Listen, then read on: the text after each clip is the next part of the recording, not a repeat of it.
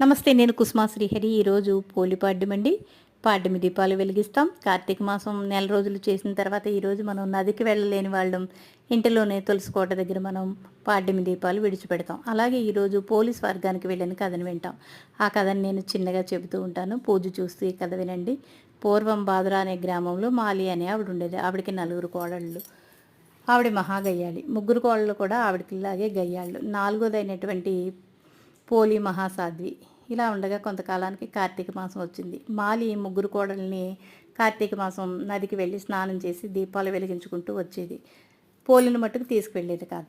కానీ పోలికి కూడా చేయాలనే ఆశతో పోలి ఇంటిలోనే బాణలో నీళ్లతో స్నానం చేసి కవ్వానికి అంటుకున్న వెన్నతో అలాగే పత్తికాయలో దూదిని తీసి దీపం వెలిగించి దీపం కొండకుండా ఒక బాణేసి ఉంచి నెలంతా చేస్తూ ఉండేది. ఇలా ఉండగా కొంతకాలానికి మహావిష్ణువు విష్ణుదూతలను పంపి వైకుంఠానికి తీసుకువెళ్ళారు.